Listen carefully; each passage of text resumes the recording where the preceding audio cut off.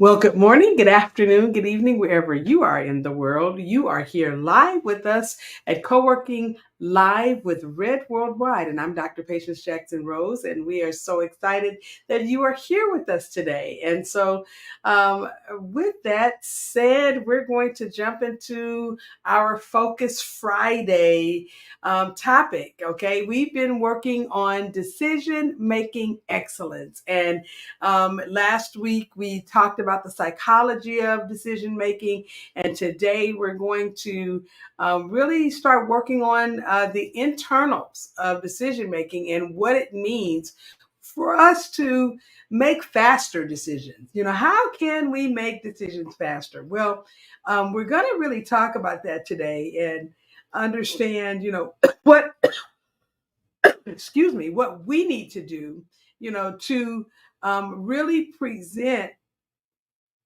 everything that we have, in our decision making, all of our skill set, putting it all together, the things that we've learned so that we have the ability to, move forward in our decision making excellence. And um, we want to really look at the different frameworks because we talked about some of them from time to time, but we want to look at some different ones today. So if you'll bring up my slides for me, so that I'll have the ability to share with the group who is here with us today. And we can just really kind of jump into what we're doing. Okay. So, when you're looking at making a decision and thinking about decision making excellence, I want you to have these three things on your mind. The first thing is that decision making excellence encompasses clarity, having a clear understanding of the problem, the goals, and the available options. And then I want you to be really thinking about the confidence in the decision making, trusting your own judgment, knowing that you've considered all the relevant factors and that you are moving forward based on that knowledge. And then, of course, the speed, making the decisions in a timely fashion without sacrificing the quality. Okay, because that's going to be key. A lot of times we make decisions and we're able to make them quicker, but at what quality? Okay.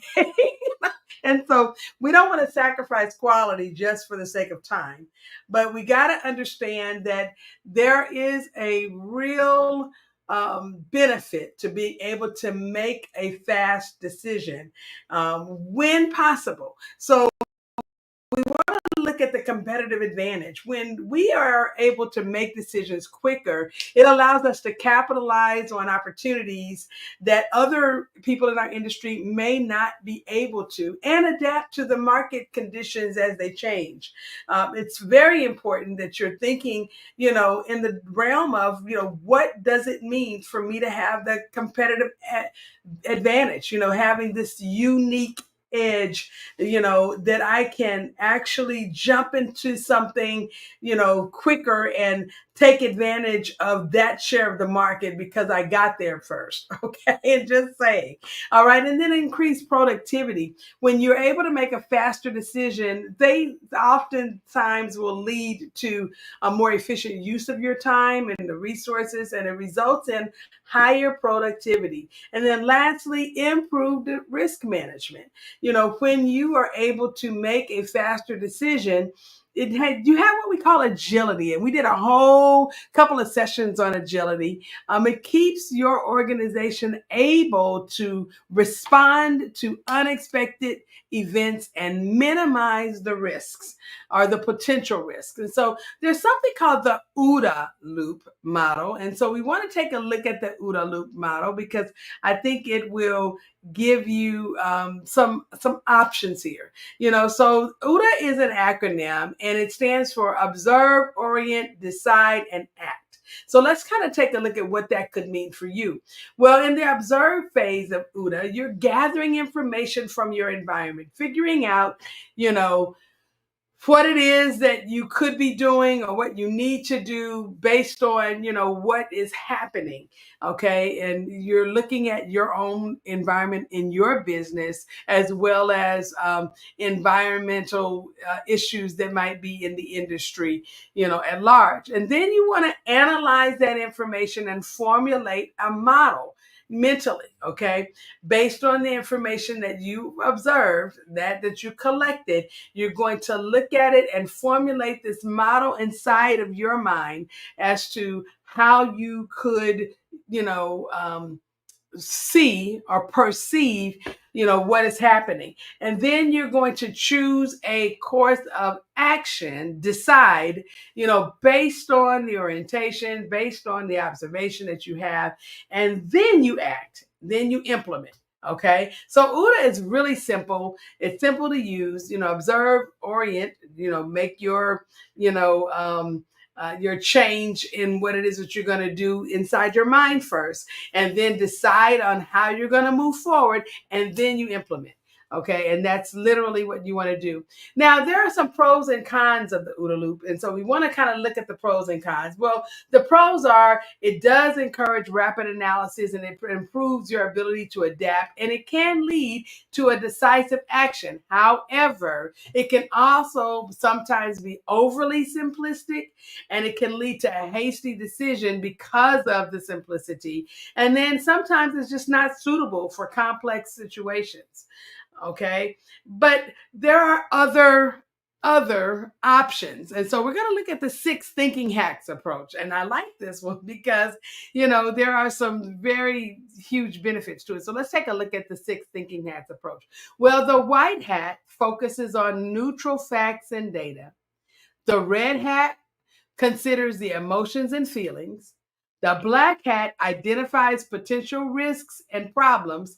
The yellow hat highlights the benefits and opportunities. And then the green hat focuses on creativity and new ideas and encourages brainstorming and exploring alternative solutions, while the blue hat summarizes and controls the thinking process, helps to ensure that the team stays on track and makes effective decisions. So how do we apply that? So let's look at how we can apply these 6 thinking hats. I love the graphic for this. It's like, you have options, right? Okay, so the white hat, you're thinking about what are the facts? What are the facts? Okay. The red hat, when you put that one on, what's your gut feeling? What is your gut telling you? The black hat, what is our potential drawback? What could be the issues that are surrounding the situation? But putting on the yellow hat, what's the potential benefits? All right. How will this really benefit us in the future? And then the green hat, what are some creative solutions? And then the blue hat, what's the overall process for doing this? Okay. So using the 6 thinking hats, you can really, make, I would say, some very, good choices. I mean, informed decisions. You have all of the necessary pieces in these 6 thinking hats, and you can utilize those to, really get a concrete, informed process going forward. Okay, let's look at some of the other decision-making models. The decision tree. This is a branching structure that helps you visualize some possible outcomes. And then, of course, there's a SWOT analysis that examines the strengths, weaknesses, opportunities, and threats. And then, of course, there's the Pareto analysis that identifies the most significant factors influencing a suggestion or a decision, I should say. So let's look at what those each look like. So the decision tree, basically, there's a graphical representation of some possible outcomes and choices. And then there's a way for you to analyze the consequences of these particular possible outcomes and choices, visually evaluating the potential results of the different options, right? You're paying attention to what potentially could happen. And then it gives you the ability to systematically process, the decision, so you can identify the most favorable course of action based on what's on that tree. So I like the decision tree. It's also a very good way, just like the six thinking hats, is very succinct and quaint, and you can, get to a decision quickly by using it. Then, of course, there's a SWOT analysis. You have your internal strengths and weaknesses, identifying them within the organization so you can kind of see, where you are and what could possibly happen based on that. The external opportunities and threats, give you the potential opportunities and the potential threats in the environment, the external environment that you're in. And so you have the within, and then you have the without, right? The external and the internal. And then, of course, now you have the ability to make an informed decision because you have the ability to see what your strengths and weaknesses are, as opposed to what the external opportunities and threats might be that you're facing. Okay. And then, of course, the Pareto analysis is really, the 80-20 rule, right? You can take a look at this. The 80-20 rule shows that 80% of the effects come from 20% of the causes. And this focuses on those vital few factors that drive remarkable results. And I want you to be thinking about the fact that, when we're looking at this from this perspective, we have the ability to see kind of how that 80-20 plays out in our company. 80% of the customer complaints may stem from just 20% of the issue. By addressing those vital few, the team can significantly improve satisfaction amongst the customers. Let's look at something else. The 80-20 rule shows that 20% of the causes drive 80% of the effects. So focusing on that vital minority maximizes the result. It really does. Okay. Now, when should you use different frameworks? Well, of course, having options like we just brought forth, really does change, a lot of things for people, because sometimes when you have too many options, you don't know exactly what to do. But if you're going to use the OODA loop, it's really best when you are in a fast-paced, dynamic situation with limited time for analysis. So if you've got to make a decision right now and you don't have time to analyze what's going on, then the OODA loop is going to be the way to go. The six thinking hats is really suitable for collaborative decision making, exploring multiple perspectives. That's going to be what you use in that particular situation. Okay, so when you have the options and the time, six thinking hats probably would be a go-to for a lot of people, because you have a collaborative situation, not just a lot of time, but you got people, okay, people resources. They really do help you when you have the six thinking hats option moving in your organization, your organizational decision making. But then the decision tree, I would say, would be for complex decisions with many possibilities. When you have many possibilities, then, the decision tree will definitely be your go-to. Okay.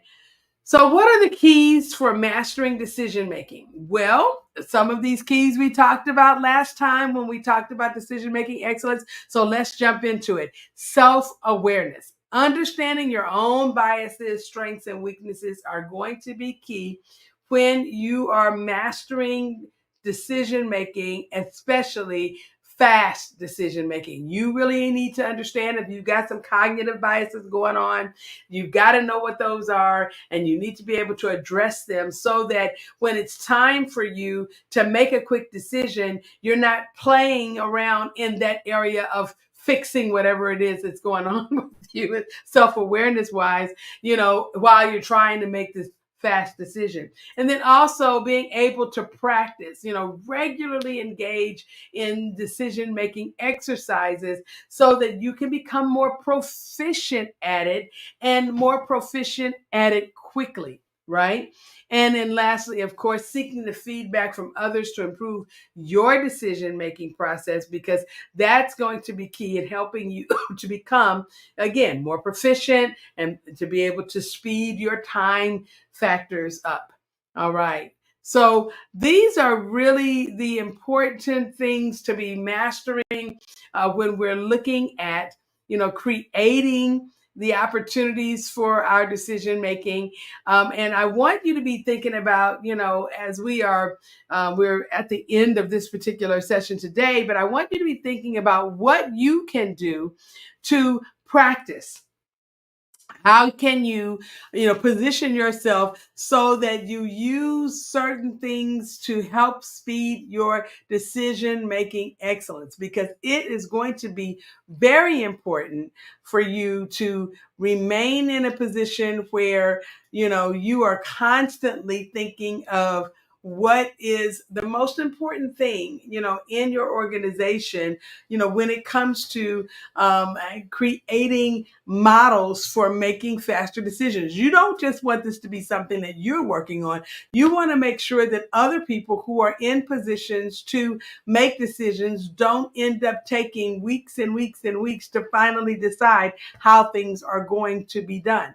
It is important for them to instead use some of these strategies that we talked about today so that you can help them and yourself, and making appropriate decisions quick enough for your company to really benefit from having that, unique value proposition and being able to have the competitive edge of getting to the decision faster. Well, this has been Dr. Patience Jackson Rose with Co-working Live with Red Worldwide, and we will see you again next time.